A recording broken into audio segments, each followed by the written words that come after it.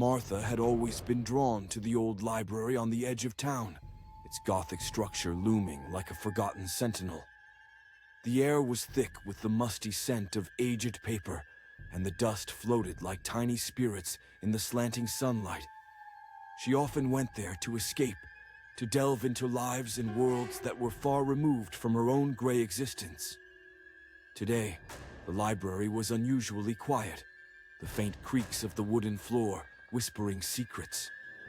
As she wandered deeper into the maze of shelves, something tugged at her, compelling her to explore a narrow aisle hidden at the back.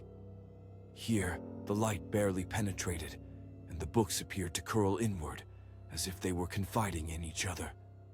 With trembling hands, she pulled one from the shelf, its spine frayed and cover adorned with a symbol she didn't recognize. The title read, "The Echoes of Forgotten Souls."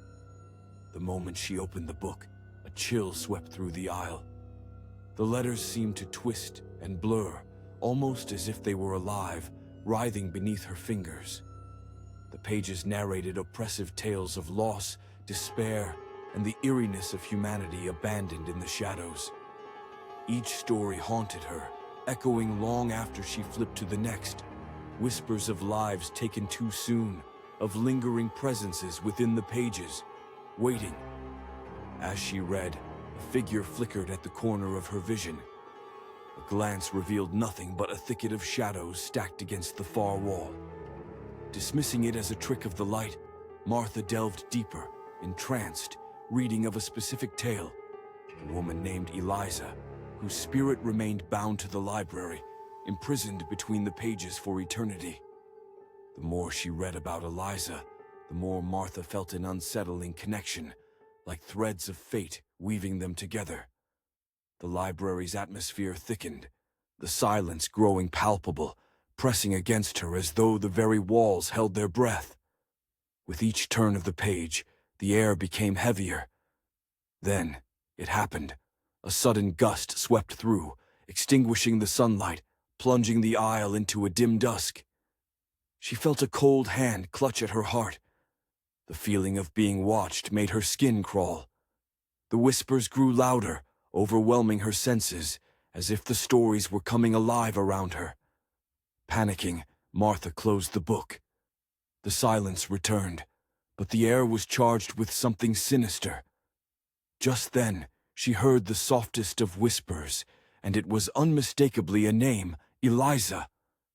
Heart racing, she took a step back, only to trip over her own feet, tumbling against a nearby shelf. Books clattered down, creating a cacophony in the stillness. As she scrambled to her feet, she saw the figure again, this time clearer, a woman in a faded dress, her face pale and eyes hollow, standing in the shadow just beyond her reach. "You shouldn't have come here," the specter murmured, her voice echoing like a distant wail. Martha's breath froze in her throat. For a moment, they locked eyes, and in that instant, Martha understood. Eliza was trapped, and she had been lured here, perhaps to take her place. Fighting the urge to flee, Martha turned to look for an escape, but the aisle had transformed. Shelves stretched endlessly before her, twisting and spiraling like a maddening labyrinth. The whispers were now a haunting chorus, chanting her name, an invitation intertwined with a threat. Realization sank in. This was not just a library, it was a prison for lost souls. Martha bolted, but every turn led her back to where she began. Desperation clawed at her resolve. The haunting figure followed, a dark silhouette woven into her reality.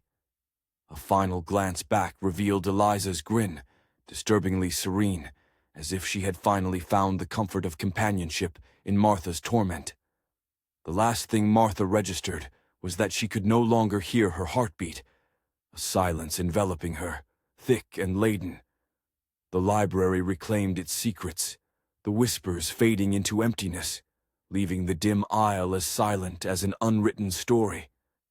In that stillness, Martha's presence joined the echoes of forgotten souls, becoming another tale entangled in the shadows forever.